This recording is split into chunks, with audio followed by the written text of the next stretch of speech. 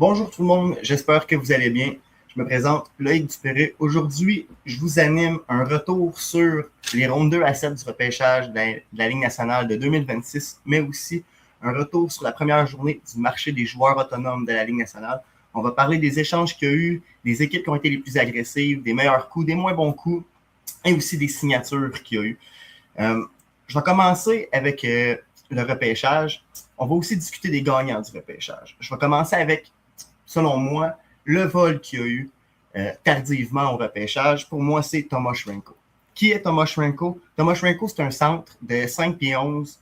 Il joue dans la Ligue professionnelle de la Slovaquie. 9 buts, 22 passes, 31 points en une quarantaine de matchs. Il a gagné le championnat de sa ligue aussi cette année. C'est un jeune qui est capable de tout faire. Écoutez, peut-être pas le meilleur des coups de patin, mais il est impliqué, il a une tête d'hockey, il sait où ce que le jeu va aller. Pour moi, c'est une des meilleures qualités que tu peux avoir à cet âge-là. C'est quelque chose qui ne s'apprend pas. On peut le voir, par exemple, avec un Oliver Kapanen dans la Ligue nationale, un Jimmy Snuggerud aussi, même s'il y a eu une saison en dents de scie. C'est un gars qui a un bon cerveau d'hockey. Je vais y aller aussi avec une autre surprise, mais selon moi, c'est une surprise un petit peu moins positive, la descente au repêchage de Xavier Villeneuve. Pour moi, Xavier Villeneuve, c'était un talent de première ronde. Écoutez, ça fait aucun doute. C'est tendance à, comment je peux dire ça, sa capacité à rester en santé, selon moi, qui a inquiété beaucoup de recruteurs. Je pense que je ne suis pas le seul en disant que quand j'ai vu les Prédateurs s'avancer au repêchage avec la taille que JP Glaude faisait, j'étais certain qu'il allait all-in pour Xavier Villeneuve. C'est pas un secret pour tout le monde qui écoute des entrevues sportives, il n'y avait que des bons mots pour lui. Est-ce que j'ai été surpris qu'il prenne Tommy Biel, par exemple? Non, pas nécessairement. Il a le gabarit de l'emploi, une excellente mobilité.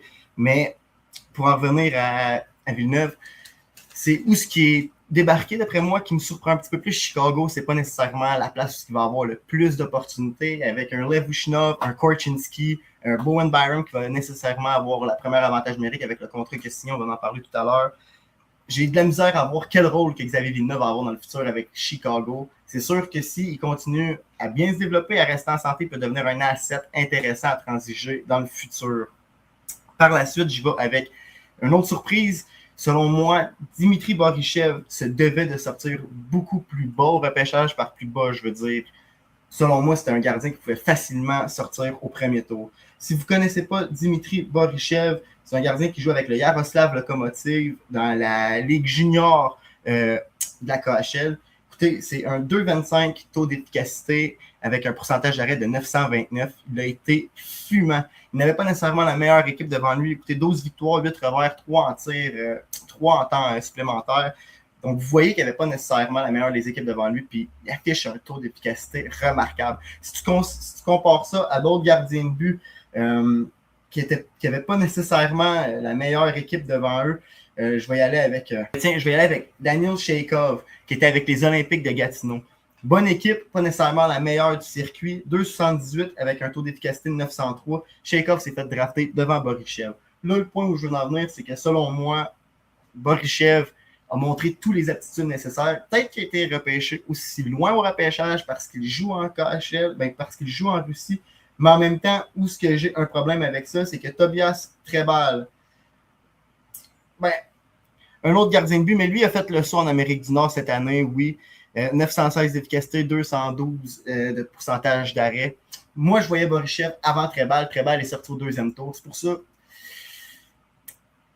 j'aurais aimé ça voir les équipes peut-être un petit peu plus s'avancer pour Borichev. Je pense que c'est un gardien qui va devenir élite dans la Ligue nationale. Il a le gabarit de l'emploi. Écoutez, 6 pieds 2, 195 livres à 18 ans. Il va juste prendre de la masse. Je pense que c'est un gars qui peut devenir facilement 6 pieds 4, 225 livres, très agile de son corps. C'est pas nécessairement un gardien de but qui est là pour combler pour boucher le trou en bon québécois, si je peux me permettre l'expression. C'est un gardien qui est très mobile, qui est capable de faire des arrêts d'instinct.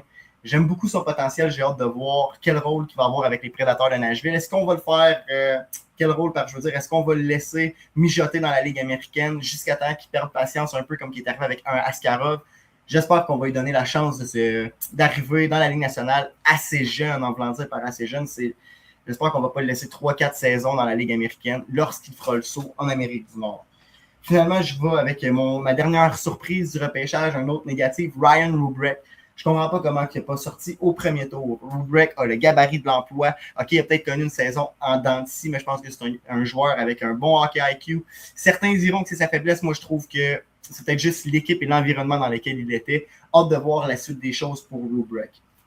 Maintenant, j'y vais avec mes gagnants du repêchage. Pour moi, ça ne fait aucun doute que les Sharks de San Jose sont sur la marche numéro 1 du podium.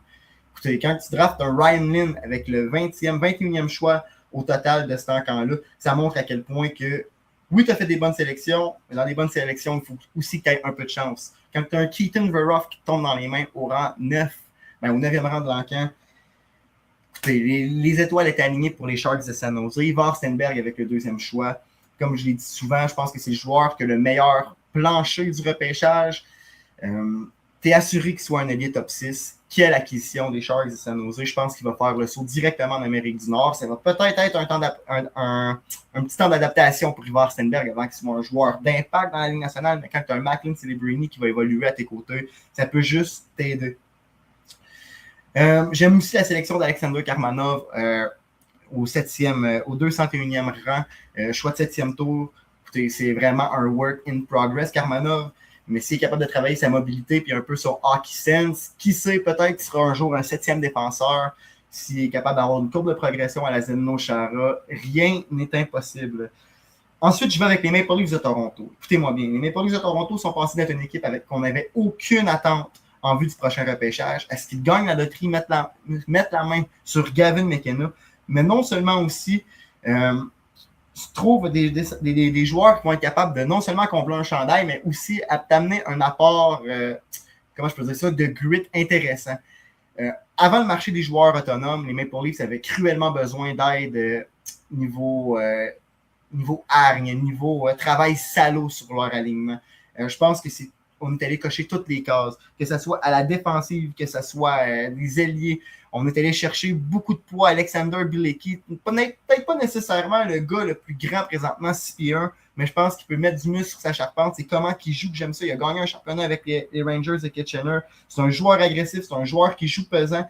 29 points en 66 matchs, mais ce qui est intéressant en série, 11 points en 18 matchs. Il a connu ses meilleurs moments en séries éliminatoires. Je pense que c'est un joueur qui n'a pas peur de faire le travail salaud. Aussi, c'est un joueur discipliné.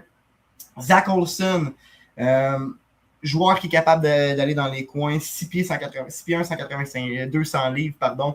Je pense que c'est un gars qui est capable de faire le travail salaud. Encore une fois, comme que je le dis, on est allé chercher du poids, on est allé chercher tout ce qu'on avait besoin, en plus de mettre en plus de se mettre dans la poche un talent élite en Gavin McKenna. Je pense que les Maple Leafs avaient de la difficulté à comprendre nos besoins réels. Je pense qu'on y allait souvent sur la meilleure option. Comment je peux dire ça, la meilleure option? La meilleure option sur le court terme, sans nécessairement voir ce qu'on avait de besoin à long terme. Je pense que John Chayka a coché toutes les cases, non seulement sur le marché des joueurs autonomes, mais aussi au draft. J'irai avec mon troisième favori pour l'encan de 2026, avec les Canucks de Vancouver. On a mis sous la main Callum Malhotra. Je pense que pour ta culture, ça va être un gars d'impact. C'est un gars qui fait... Il se repose jamais les pieds, il se laisse jamais traîner les pieds, il est solide des deux sens de la patinoire. Je ne sais pas si ça va être nécessairement un joueur de premier trio, mais je le sais que clairement sur ton top 6, tu veux ce gars-là comme shutdown center. J'ai hâte de voir son potentiel offensif. C'est sûr que c'est un long shot avant qu'il soit sur un premier trio. Je ne pense pas qu'il va jouer là avant ses 5, 6, 7 premières années de sa carrière. Mais j'aime beaucoup le potentiel. Écoutez, en séries éliminatoires, c'est 26 points en 15 matchs. C'est complètement dominant. J'aime extrêmement les sélections qu'on a faites au deuxième tour. Brooks Rogowski, c'est peut-être un reach au 33e rang. Moi, je l'avais personnellement au 61e, mais je le sais que son gabarit fait en sorte qu'il est extrêmement intéressant. 6 pieds 7, 235 livres à seulement 18 ans. Il y a un jeune 18 ans. Là. Il est né au mois de juin, le 24 juin. Donc, hâte de voir son potentiel parce que, tu sais, 42 points, 46 matchs avec une fiche de moins 24, une fiche de plus-moins.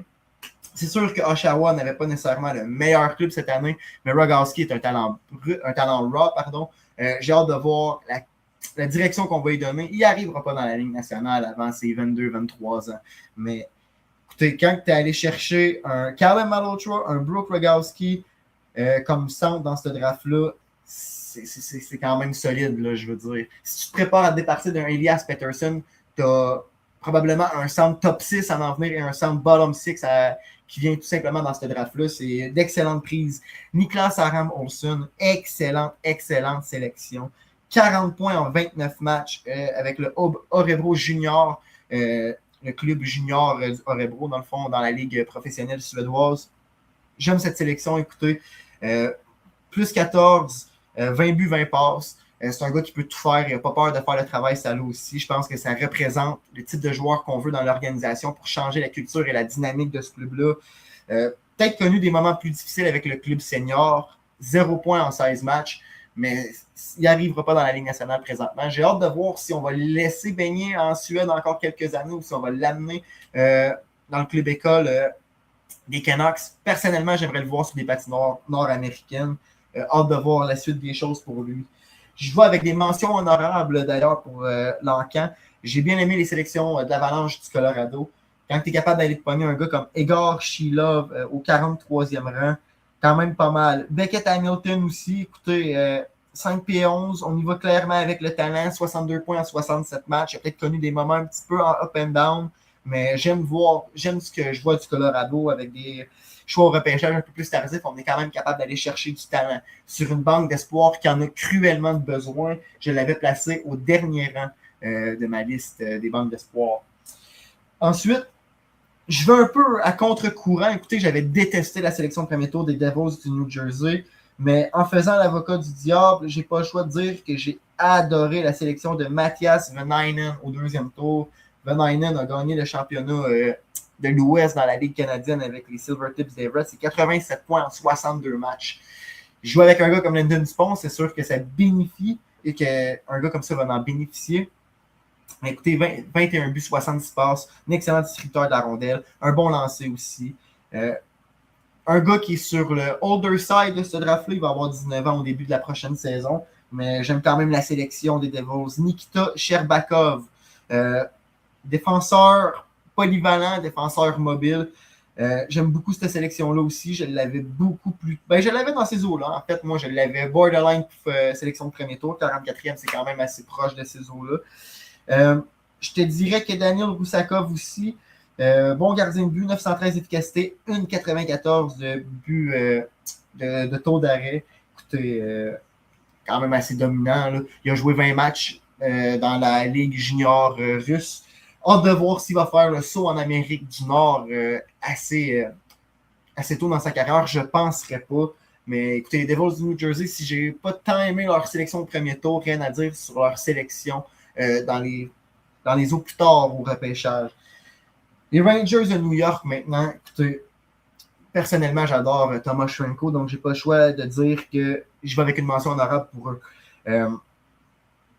J'aime aussi le gardien Daniel Shaker. Tout simplement, je ne l'aurais pas vu sortir avant Dimitri Borychev. Je pense que les Rangers auraient peut-être même mérité une place plus haute sur mon bulletin final du repêchage si on n'avait pas sélectionné Albert Smith au 5e rang. Certains l'adorent. Moi, j'ai un petit peu plus de difficulté avec lui. Je ne vois pas quelque chose d'élite dans son jeu. Je sais que c'est un bon défenseur mobile, qui avait une bonne première passe. Je pense que si Chase Reed était disponible, je pense que j'aurais vraiment aimé voir les Rangers faire cette sélection-là. Bref, j'aime aussi Spencer Bauer. 42 points en 67 matchs. Pas nécessairement un gros bonhomme, 6 pieds, 162 livres, mais je pense qu'au quatrième, à la sélection 102 du repêchage, je pense que c'est un excellent pick. Finalement, j'y vais avec mes perdants du repêchage. J'ai pas le choix d'y aller avec le Kraken de Seattle. Écoutez, on a été extrêmement chanceux que Chase Reed nous glisse sous nos mains. Mais après Chase Reed, c'est Casey Mutrin. 16 points en 25 matchs avec le programme américain. Je le sais que c'est un gros bonhomme, 6 pieds 3, 200 livres, mais je vois pas comment ce gars-là peut être un joueur d'impact, même être un joueur qui est capable de jouer suffisamment de matchs dans la Ligue nationale pour te dire que ça mérite une sélection au 2e tour, surtout au rang 38, quand des gars comme Egor Shilov était encore disponible, comme un gars comme Marcus Rock a été sélectionné un rang après. Écoutez, j'ai mes doutes aussi sur Victor Fedorov. Victor Fedorov, quand même, un un centre quand même assez responsable. Est-ce qu'il va faire le saut en Amérique du Nord dans la fenêtre où est-ce que le Kraken va être compétitif? Je ne le sais pas. Est-ce que le Kraken va être compétitif aussi un jour? Dur à dire. Il n'y a pas grand joueur qui veut arriver, qui va aller jouer dans ce marché-là. Ensuite, je vais avec les Red Wings de Détroit. Bonne transaction pour Sébastien Cossa quand on voit qu'on n'a pas de place pour un gardien de but. On va le flipper pour la 23e sélection au repêchage de l'Encan. Quand même correct. Moi, où j'ai plus de difficultés, c'est quand on va repêcher un gars comme Victor Plante avec 18 points. Oui, OK, 18 points en 20 matchs, certains vont dire, mais il est très, très, très, très, très petit. Écoutez, tu avais un gars comme Thomas Schrenko qui était encore disponible, un gars comme Adam Nemec qui était encore disponible. Tu avais beaucoup de talent encore disponible sur la table. Je pense qu'on avait vraiment quelque chose pour ce joueur-là. Est-ce que je suis du même avis? Non. J'espère qu'il va me faire mentir. Écoutez, j'aime ça quand des prospects me font mentir. Et finalement, je vais avec ma dernière équipe perdante en vue de cet encamp-là, puis c'est les Blue Jackets de Columbus. Pourquoi? Je pense qu'il manque un peu de talent élite dans cette draft-là du côté de Columbus. On aurait pu s'avancer pour aller pour aller chercher des joueurs qui ont glissé. J'aurais aimé voir, par exemple, un Adam Valentini sélectionné avec leur choix de 3e tour. Oscar Hemming, c'est une bonne sélection. Où ce que j'ai un petit peu plus de difficulté, okay, c'est qu'on a tendance à repêcher des gros bonhommes qui sortent de blessures importantes. On l'a fait avec Caden Lindstrom à l'encamp 2024. On le fait avec Oscar Hemming à l'encamp 2026. J'espère encore une fois que Oscar Hemming va me faire tromper. C'est un prospect que j'aime beaucoup, mais rien à dire. Il n'a pas eu la saison qu'on s'attendait à Boston College. Hâte de voir la suite des choses dans son cas. Maintenant, je vais avec les joueurs qui pourraient être des solides home runs d'ici 5 à 6 ans. Donc, autrement dit, quand un joueur va être sur le point d'atteindre son prime, on se dit que dans 5-6 ans, là, le joueur qui a été repêché aujourd'hui va avoir entre 23 et 24 ans. Premièrement, les frères Rock. J'en reviens pas que Marcus Rock a été repêché au 39e rang. On se dirait que toutes les équipes de la Ligue nationale se sont dit bon, on va respecter leur choix, ou bien on s'est dit qu'ils ne sont pas capables de produire un sans l'autre. Pour moi, ça ne fait aucun doute que les Penguins de Pittsburgh, même si je ne les ai pas placés dans mes équipes favorites pour l'Encan, pour moi, ça ne fait aucun doute qu'ils ont frappé un grand chelem. Pas juste un home run, un grand chelem. C'est qu'à part ces deux sélections-là, je ne suis pas ébloui par le repêchage, mais écoutez, ces deux sélections hors pair. Xavier Villeneuve, ensuite, je pense qu'il a tous les atouts pour être un solide joueur de la Ligue nationale. Ce qui m'inquiète un peu plus dans le cas de Xavier Villeneuve, c'est qu'il avait besoin d'aller dans une équipe parce qu'on avait besoin d'un corps arrière. C'est pas à Chicago qu'il va avoir ces opportunités-là. Écoutez, à Chicago, tu viens d'offrir 12,5 millions à Bowen Byram sur l'espace de 6 ans. C'est clair, net et précis que tu vas lui offrir toutes les opportunités du monde. Tu as encore Kevin Korchinski dans l'organisation que tu as drafté dans le but qu'il soit ton défenseur de premier plan. Tu as Artyom Levushnov que tu as laissé filer un Evan Demidov pour qu'il soit ton défenseur numéro 1 aussi. Tu as trop de défenseurs mobiles à caractère offensif pour que Xavier Villeneuve ait toutes les opportunités à Chicago. Comme que je disais plus tôt, j'espère que rendu là, s'il se développe bien et qu'il devient une monnaie d'échange intéressante, que les Blackhawks n'auront pas peur de lui offrir lui offrir la chance de devenir un défenseur d'élite ailleurs. Mais écoutez, ça sera quand même un work in progress pour Villeneuve. J'ai hâte de voir les corrections dans son jeu qu'il va faire dans sa zone. Comment il va être capable de mettre du poids sur sa charpente aussi. J'ai hâte de voir tout simplement comment il va être capable de rester en santé. Parce que la première, l'atout principal d'un joueur de hockey, c'est sa disponibilité. Je vais avec ensuite Nikita Klepov. Pour moi, il est tombé dans l'équipe parfaite pour son style de jeu et son gabarit. Nikita Klepov, c'est pas nécessairement un joueur physique, malgré ses 6 pieds 1. C'est un gros bonhomme, il a une dégaine intéressante, un des meilleurs lancers de cet encamp-là. C'est pas nécessairement le joueur avec le meilleur coup de patin, mais dans une équipe slow pace comme les Ducks d'Anaheim, c'est pour ça que je dis que j'aime le fit. J'ai hâte de voir l'espace qu'on va lui faire, mais ça me, je veux dire, on a beaucoup de bons ailiers. Cutter Gauthier, Beckett Seneca, on va avoir Roger McQueen qui risque d'arriver d'ici peu. Beaucoup de jeunes talents intéressants. Je pense que Klepov va se greffer à ce noyau-là sans problème. Je pense que c'est le type de joueur qui va se marier parfaitement avec les Ducks d'Anaheim. J'espère juste pas qu'on va lui donner le rôle de power forward. Tu as d'autres joueurs qui sont capables de faire ce travail salaud-là. J'espère qu'on va greffer Klepov sur un top 6, qu'on va lui donner les mêmes opportunités qu'on a donné à Beckett Seneca. J'espère qu'on va mettre McQueen dans ce rôle-là, puis qu'on va laisser Klepov fleurir en tant que sniper. Je pense que Roger McQueen, écoutez-moi bien, c'est un joueur avec un potentiel offensif limité dans la Ligue nationale. Je pense que ça peut être un solide power forward de 30-40 points. Je pense pas qu'il y a les atouts offensifs que Nikita Klepov a, même si c'est fait sélectionner 5 rangs plus haut que Nikita Klepov. Bon. Finalement, j'y vais avec Thomas Schrenko.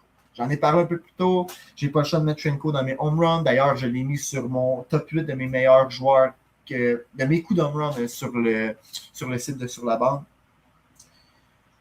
Il est un joueur très intéressant. J'ai hâte de voir le rôle qu'il va avoir dans la Ligue nationale. Je pense que ça peut être un excellent couteau suisse.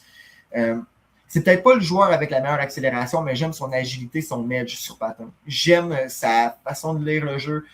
J'aime la façon dont il joue dans la zone neutre. J'aime la façon dont il lit les jeux défensifs pour un centre de son âge. C'est extrêmement intéressant.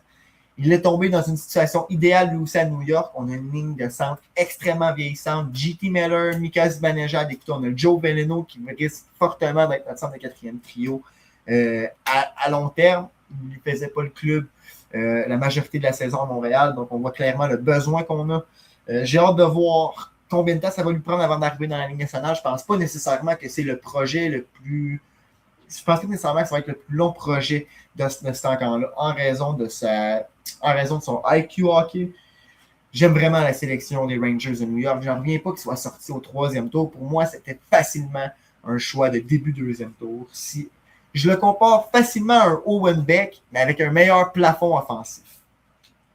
Maintenant, je vais avec Egor Shilov pour terminer mes meilleurs home runs.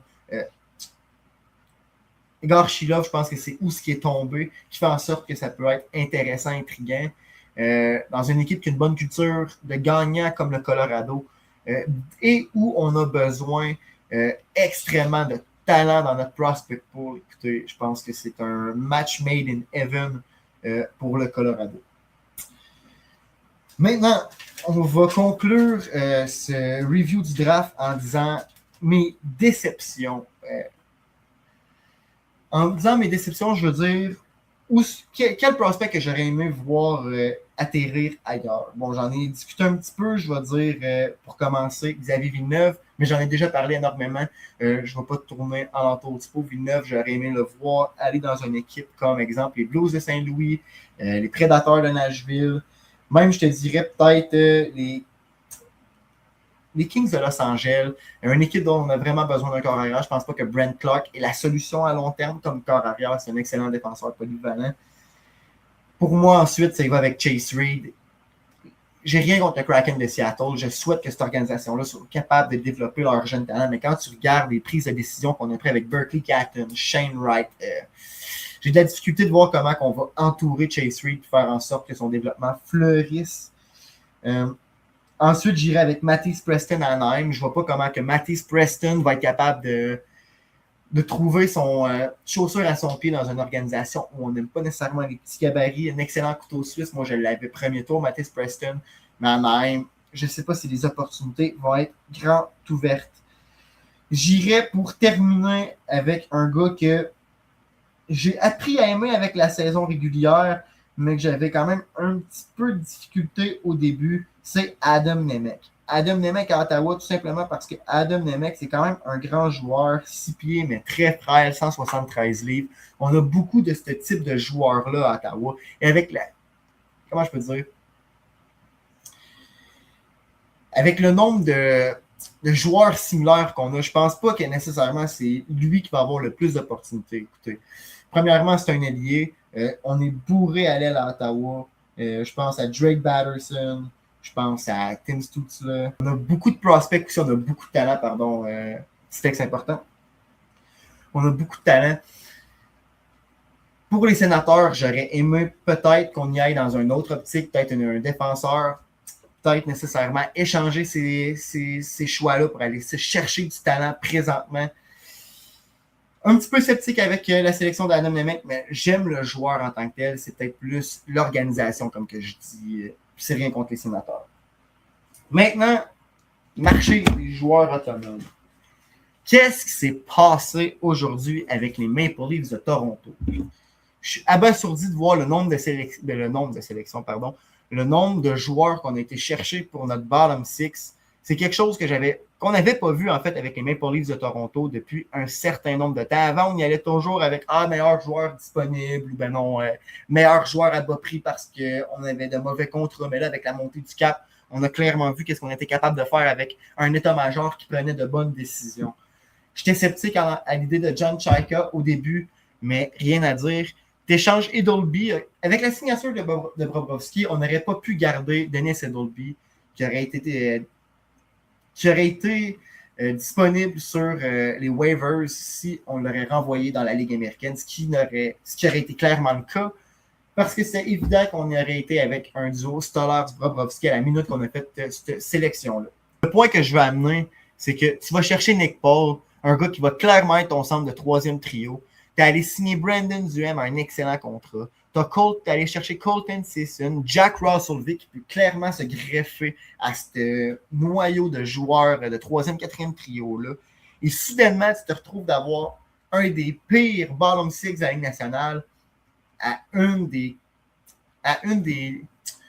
formations sur papier les plus intéressantes en vue de la prochaine saison. Écoutez, tu as un top 6 de Matthew Knies, Austin Matthews, Gavin McKenna. Ensuite, John Tavares, William Nylander, Easton Cowan. Pour avoir ensuite une troisième ligne constituée de Dakota Joshua, Nick Paul, Jack Roslovic. Et ensuite une quatrième ligne de Teddy Bluger, Colton Sisson et Brandon Duhem.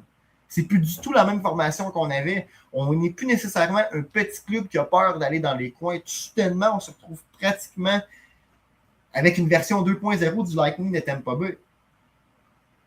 J'ai vraiment hâte de voir qu'est-ce que cette équipe-là va donner sur la glace. Je pense que les échanges ne sont pas finis. Je pense vraiment que Morgan Rielly ne commencera pas la saison à Toronto. Défensive très, très, très différente aussi. Darren Radish, le joueur qu'on va aller chercher à la place de Morgan Rielly. Jake McCabe, Chris Tanev, Ekman Larsson, Troy Stecher.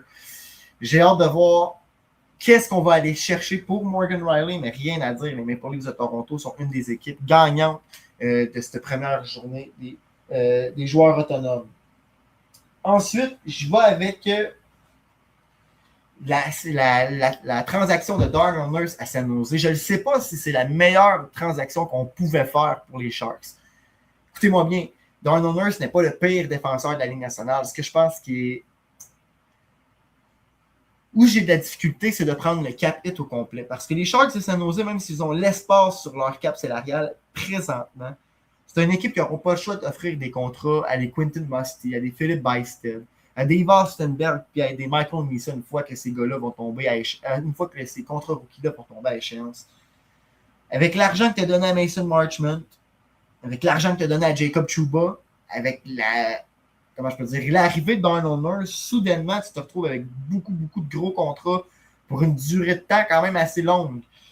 C'est sûr, clair, net et précis que tu n'as peut-être pas nécessairement l'idée de garder un Bystead, un Musty à long terme, mais si un Ivar Stenberg devient ce qu'il est censé devenir, si un Michael Misa devient ce qu'il est censé devenir, ces gars-là vont demander une bonne somme d'argent aussi. J'ai vraiment hâte de voir comment on va être capable de gérer notre masse salariale du côté des Sharks de San Jose. Présentement, ces contrats-là ne nous impactent pas. J'ai hâte de voir si dans 4 ou 5 ans, on va encore avoir les mêmes discussions par rapport à ça. Par exemple, quand tu regardes les trous de cette défensive-là avant le repêchage, quand tu regardes cette défensive-là maintenant, Sam Dickinson, Jacob Trouba comme première paire, Darnell Nurse, Dimitri Orlov comme deuxième, et Luka Kognali et Michael Kesslerling comme troisième, on a soudainement un top 6 de défenseurs qui est capable de rivaliser avec la moyenne de la Ligue nationale. On est rendu avec une défensive above average quand c'était clairement notre défaut depuis les 2-3 dernières années. Ensuite, parlons du contrat d'Ivan Demidov. 8 ans, 9,1 millions de dollars. Je pense que c'est complètement un vol quand que tu regardes les contrats qui sont donnés dans la Ligue nationale. Je vais faire une parabole avec le contrat de Demidov Hudson, avec le contrat de Bowen Byram. Je ne peux pas comprendre comment on peut donner 12,5 millions de dollars à un défenseur qui a fait 42 points à une de ses seules saisons où il est resté complètement en santé. Écoutez-moi bien, je comprends que Bowen Byram n'était pas la première option, il n'avait pas l'avantage numérique.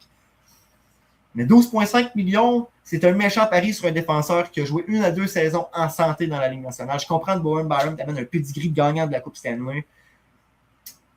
Mais quand même, je veux dire, je suis même pas sûr qu'il a joué cette finale-là de la Coupe Stanley avec l'Avalanche du Colorado.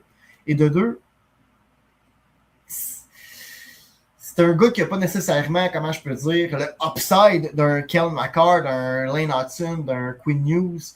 Je comprends pas comment que présentement il peut être le défenseur le mieux payé de la Ligue nationale. C'est un méchant pari qu'on prend à Chicago. On se dit que ce gars-là va élever Connor Bedard, que ce gars-là va devenir probablement un des défenseurs top 10 de la Ligue nationale. Mais tu sais, présentement, Bowen Byram, je le classe même pas dans mes défenseurs top 20. Donc, méchant pari. J'espère que Chicago savent ce qu'ils font, parce que présentement, ça ne paraît pas comme ça. Quand on revient avec le Canadien et qu'on compare le contrat à Ivan Demidov à ça, c'est complètement un vol. Écoutez, Ivan Demidov, on le sait, ça va risque d'être fort probablement un des 2 meilleurs joueurs du Canadien d'ici 4 à 5 années à 9,1 millions de dollars. C'est un vol catégorique de Kent Hughes. Maintenant, tu as ton noyau signé à long terme. Maintenant, tu peux te permettre d'aller greffer à ce noyau-là. Maintenant que tu sais que ça s'en va nulle part. La fondation est enfin faite à Montréal. Elle est signée à long terme. C'est l'heure de passer à la prochaine étape. Par exemple, c'est pas parce que tu as signé des bons contrats et que tu as été capable de sauver des 1 million, 2 millions qu'il faut que tu te vides les poches. Pourquoi je fais le parabole encore à Chicago? Il ne faut pas commencer à donner des mauvais contrats comme on a fait là, comme que Chicago ont fait. J'espère que le contrat de Demidov et le contrat de Dobson vont être des bargains pour les joueurs à l'interne, sans nécessairement aller dépenser pour les joueurs à l'externe. Pourquoi je donnais la comparaison de Dobson, c'est que j'espère qu'on va être capable d'équivaloir le 9.5 à Dobson et le 9.1 à Demidov, maintenant que ça est rentré, comment je peux dire, maintenant que ça c'est clair, net et précis. Maintenant, parlons un peu des Rangers de New York. Je ne comprends pas nécessairement c'est quoi le plan à New York. J'ai hâte de voir, est-ce que Chris Drury va être capable d'aller chercher une vedette pour sa formation? Parce qu'écoutez-moi bien, quand tu vas signer un Pavel de Rafaïev à 11 millions de dollars, c'est clairement pas parce que tu as l'intention de reconstruire. Quand tu donnes des choix de premier tour pour un Peterson à Vancouver, quand tu vas faire des acquisitions pour améliorer, pour t'améliorer à moyen terme, mais aussi à court terme, c'est que tu montres clairement que ton plan est seté dans le béton. Là où j'ai de la difficulté, c'est si tu n'as pas l'intention de reconstruire, pourquoi tu es allé vendre JT Miller? Je veux dire, tu n'es pas nécessairement allé chercher le meilleur pactole pour Miller, à mon opinion. J'aime beaucoup Cole Baudouin, par exemple, mais il ne sera pas prêt nécessairement d'ici 3 à 4 années. Maintenant, quand on regarde le top 6 des Rangers de New York, Dorofeyev, Zibanejad, Alexis Lafrenière, Will Cooley, J.T. Miller, Oliver Bjorkstrand, qui risque fort probablement de céder sa place à Gabriel Perreault s'il est capable de performer. J'ai mes doutes, j'ai mes questions. Écoutez,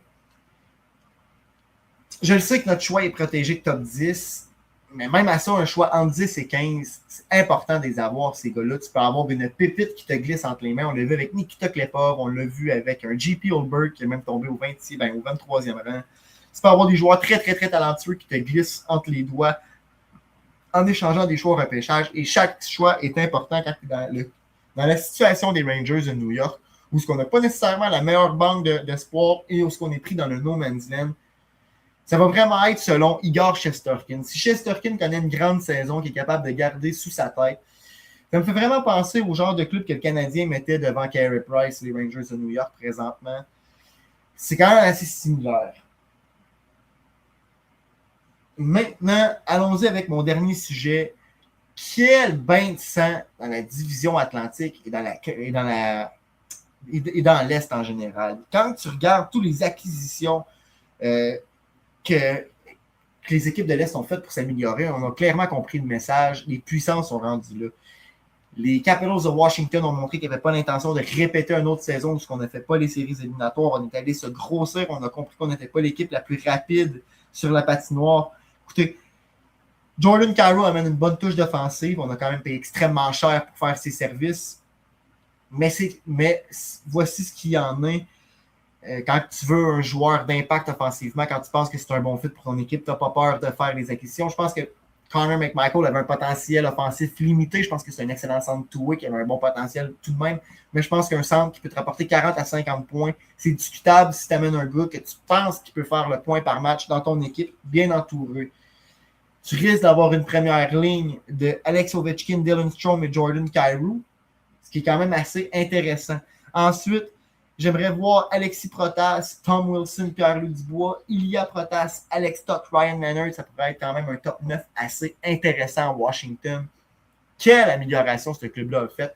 Mais quand même, Alex Tuch sur une troisième ligne à 10,5, ça peut devenir un contrat qui fait extrêmement mal à Washington. J'espère qu'on va être capable de bien gérer ce contrat-là. Mais en même temps, je pense que Washington ont été clairs qu'on vise une fenêtre de 3 à 4 ans avec les contrats qu'on a. On le sait qu'il y en a certains qui vont mal vieillir. Les Maple Leafs, avec toutes les acquisitions qu'on a faites, j'ai pas le choix de les mettre aussi là-dedans. Je pense qu'ils vont. Je ne sais pas si on va être une équipe de série. J'ai vraiment hâte. J'ai dit que sur papier, c'est une équipe super intéressante. J'ai aimé les transactions. J'ai hâte de voir si ça va se transmettre sur la glace. Ensuite, je vais avec les Canadiens. Les Canadiens sont quand même restés avec le statu quo. Mais c'est quand même une équipe qui a fait un sacré bout de chemin en série. Je pense que nos jeunes vont continuer de prendre de l'expérience. Je ne serais pas surpris de voir quelques jeunes faire le saut dans la Ligue nationale. Je pense que c'est le temps de voir un Owen Beck. S'il y a à faire le club, c'est cette année. Un Florent Jacquet, j'espère aussi qu'il va être prêt de faire le saut dans la Ligue nationale. J'ai hâte de voir si Alexander Zarovski va commencer l'année à Montréal. Écoutez, je pense que si on n'a pas fait de transaction, c'est qu'on a peut-être espoir. Zarovski, c'est encore un projet. Il a seulement 19-20 ans. J'aimerais le voir disputer quelques matchs à Montréal s'il est dominant au camp des recrues, au camp d'entraînement et s'il est capable de faire la cote. Les Bruins de Boston.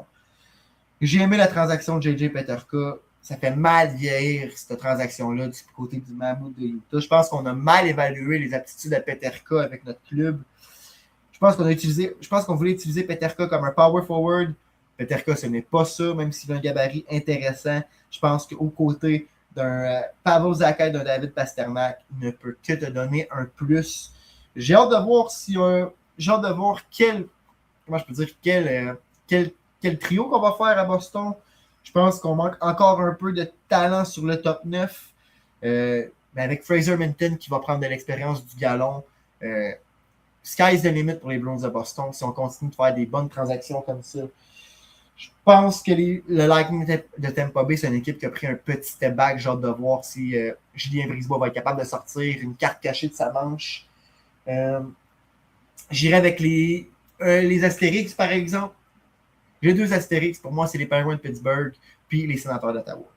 Les Penguins de Pittsburgh, on a fait des acquisitions intéressantes, mais est-ce qu'on a fait assez avec notre noyau vieillissant et tout simplement aussi avec nos sélections au repêchage de plus en plus inexistantes. Je sais qu'on est capable d'aller se renfouer, mais on en a donné pour aller chercher Hendrix Lapierre. On en a donné pour s'avancer aussi au repêchage. J'ai hâte de voir qu'est-ce que les Pingouins nous mijotent. Et ensuite, j'irai avec mon clear cut. Je m'en allais oublier les Sénateurs d'Ottawa. Les Sénateurs d'Ottawa, la transaction Brady Tkachuk, on s'est complètement retourné de bord quand on a fait l'acquisition des choix au repêchage. On se disait, mais qu'est-ce que c'est que ça?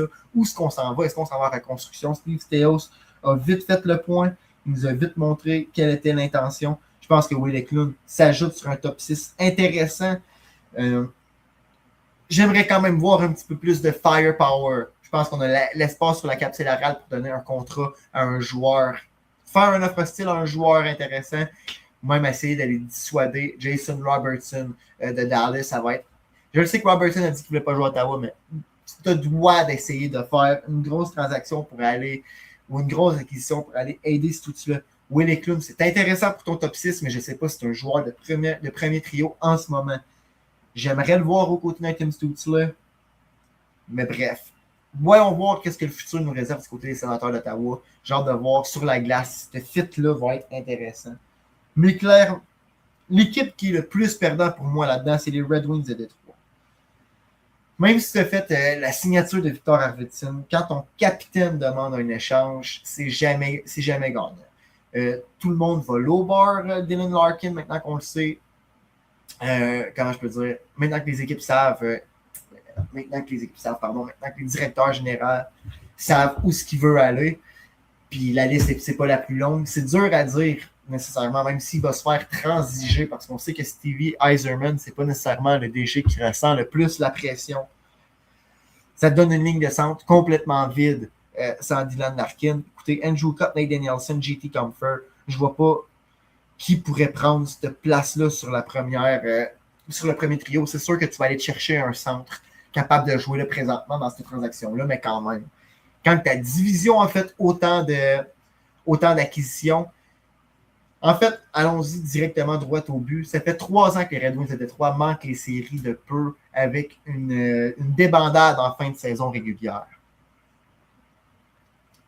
Par la suite, tu vois que les équipes de ta division font de plus en plus d'acquisitions. Pour toi, de 1, tu en fais très peu. De 2, ton probablement 2 à 3e meilleur joueur, ton capitaine d'ailleurs, demande une transaction.